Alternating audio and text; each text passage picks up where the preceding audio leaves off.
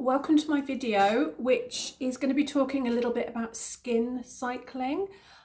Skin cycling is a bit of a kind of buzz term at the moment, and it's kind of being talked a little bit like it's the latest thing. It's the holy grail of how we get our products to work for us best in skincare, but actually it is pretty much common sense.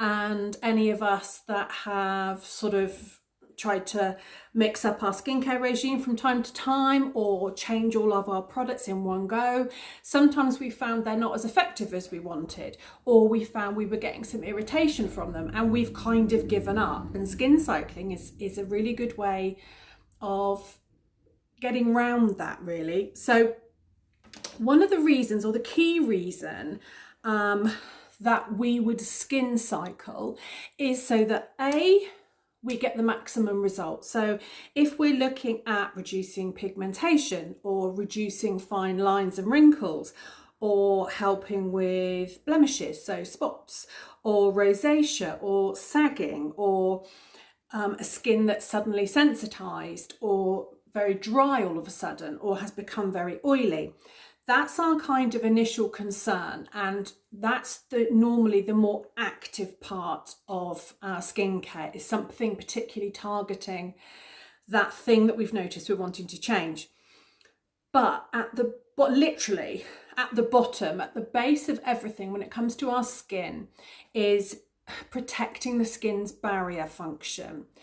If you think about it, all of our organs, heart, lungs, liver, spleen, kidney, they're all doing what they do on the inside, and they are largely protected by the biggest organ and the one that we have the most immediate control over, which is our skin. Our skin is one big living, breathing, moving organ.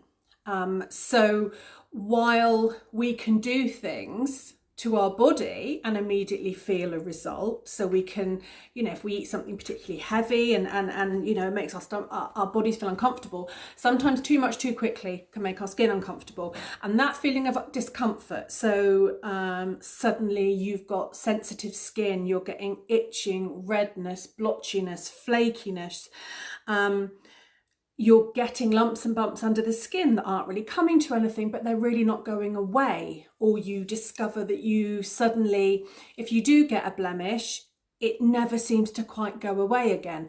All of that can be a sign that that skin's barrier, the protective activity of our skin isn't working.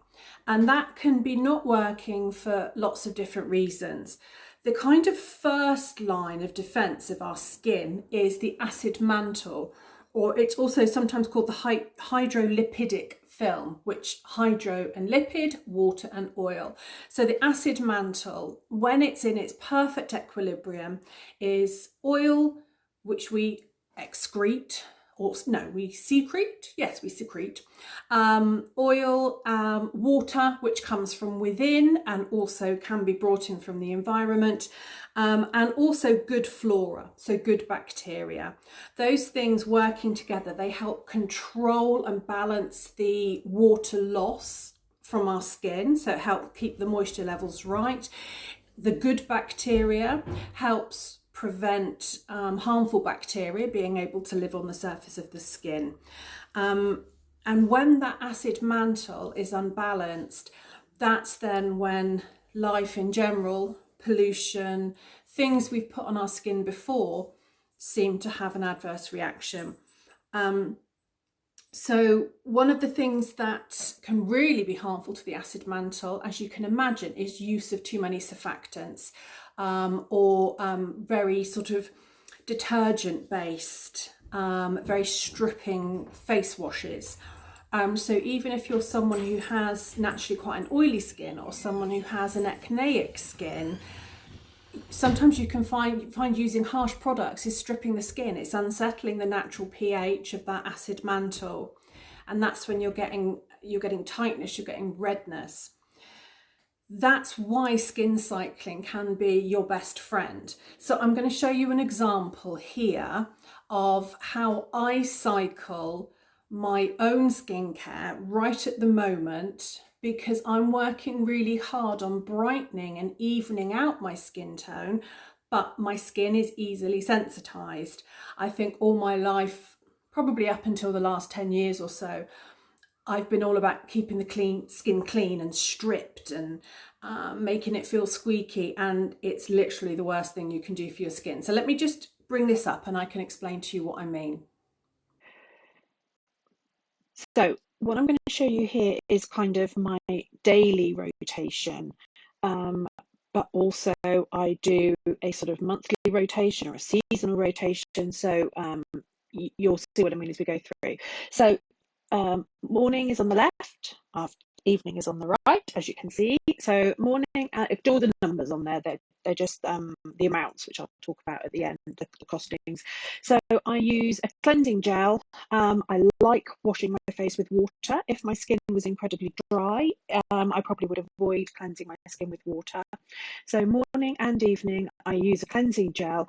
This has hyaluronic acid in it. So many of the products that I use have hyaluronic acid in them.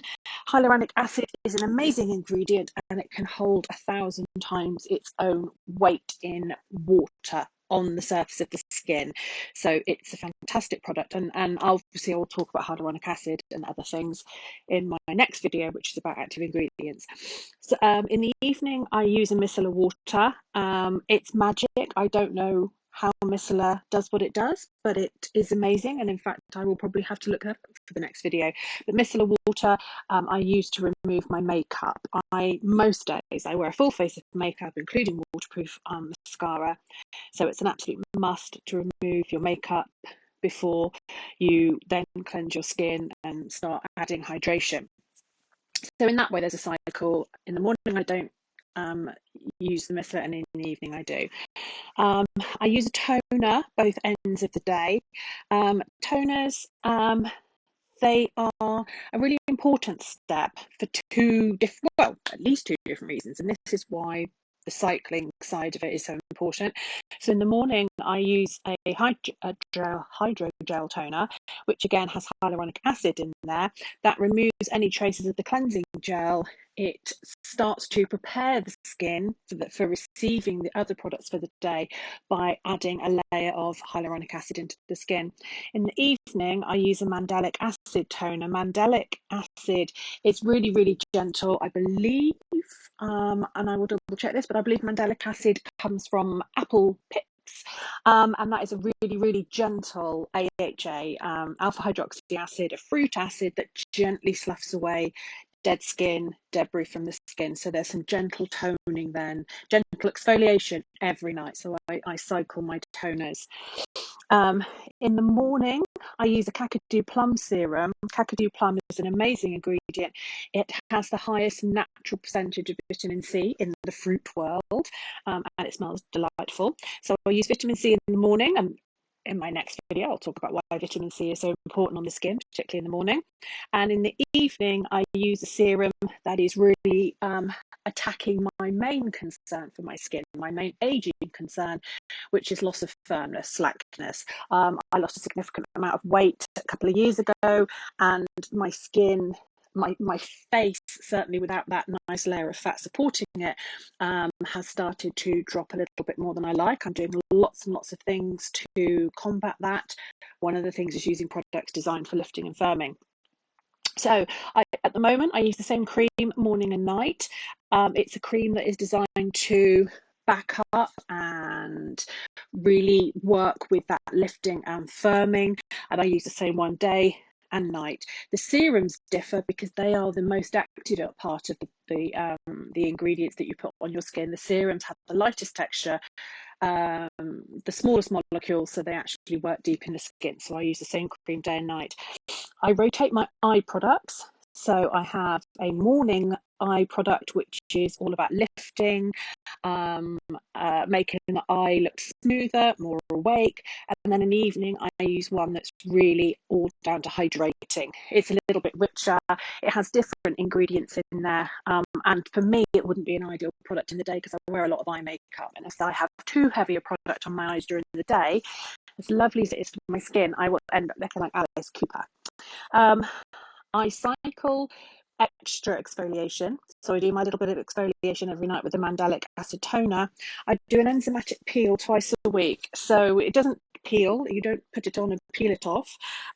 It uses, again, AHAs, alpha hydroxy acids, fruit acids, lactic acid, things like that. It's a blend of enzymes that help to slough away the dull, the dead, the dry skin cells. And I do that twice a week.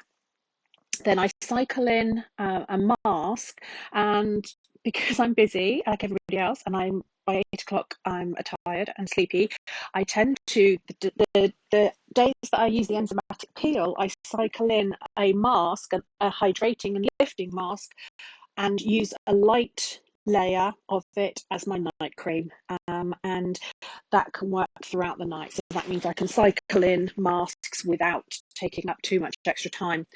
And then I cycle in every couple of months a 20-day intensive skin renewal. So this has 5 acids in there, 5 of those really intense acids that help to resurface the skin. It's got kukui oil in there, which kind of buffers it, which means that the skin does not get oversensitized, which is, remember, I'm talking about the barrier all the time. So that's a 20-day program, 2 different products, and I do that every 2 to 3 months. I have a 20-day intensive run where you use that instead of a toner and instead of a serum and moisturizer. I wouldn't necessarily do that in the height of summer, because obviously intensive exfoliation can sensitize the skin to the sun. So I cycle that in around there. And the only reason the numbers are there is because I do refer to Apis, which is the skincare brand that I love. And all of those products, I think it comes 13 products, less than 145 quid. So cycling, really addressing issues, does not have to break the bank. So skin cycling really can work for just about anybody. Again, if you've got a particular thing you're wanting to tackle, something in particular that you're wanting to address. For example, my clients who have, and I've talked about rosacea a lot recently, because rosacea it's such an enigma. It's so hard to pin down the cause. It can be very hard sometimes to really work out what the main symptoms are. So really we can just address what we can see. So we work really hard with light therapy and other forms of therapies to reduce the inflammation. We can use red light, which can reduce the inflammation at a much lower level in the epidermis. But we also want to address sometimes the fact that the skin can be oily. Some people have rosacea and are very dry. So we have to work out what condition we're trying to tackle, and we can't do everything all in one go. So it's really important. I use this analogy all the time, and I keep telling myself in my sort of my gym, my weight training life, it's a marathon, not a race. And it's true, because you're going to be with this skin forever and ever. So there's no point trying to do everything in one go and ending up with dreadful irritation. I've learnt now that I really, on my throat, I really have to go very steady on product. My throat will be sensitized, it will become inflamed far quicker than my face. So I'm learning that when I use a retinol or something on my face, I need to buffer it with 2 or 3 different products before that retinol goes anywhere near my throat, because my throat is easy to sensitize. That skin barrier it is not as strong on my throat as it is on my face. So if you want any more advice on this, then get in touch with me. As you can see, the skincare that I've talked about, that just because a brand presents you with a little core collection of products doesn't mean you need all of them, and it doesn't mean that you just need them. It's kind of 2 sides of the same coin. You might need more products, but we're going to be alternating them, and that's something that I love spending time trying to recommend the most effective collection of products. So skin cycling, it can be seasonal. My girls in the salon know that during the summer I tend to avoid things like microdermabrasion and acid peels, because with the greatest will in the world, they promise me they're going to wear SPF 50 and a big floppy hat and not go outside between the hours of 10 a.m. and 10 p.m. I'm exaggerating, but you know, people are people. In this country, we don't get sun all the time and people want to go out and enjoy it. So I tend to avoid, in the summer, I'm really about protecting the skin, hydrating the skin, really keeping that barrier nice and pliant and supple, so it's protecting the skin from the harmful rays. And then once the sun is not in the sky quite so much, then we cycle treatment-wise into getting back into those stronger exfoliants and things like that. So it can be daily, it can be weekly, can be monthly, can be seasonal. But don't be over intimidated by it. If it seems confusing, then speak to someone like me who has a little bit more knowledge, and we normally love to share our enthusiasm with you. So anything you want to know about skin cycling or skin in general, ask me a question. If I don't know, I have some great people who I've turned to in my life who are better experts than me, and I can try and find the answer for you. So thanks for watching, and I'll see you soon.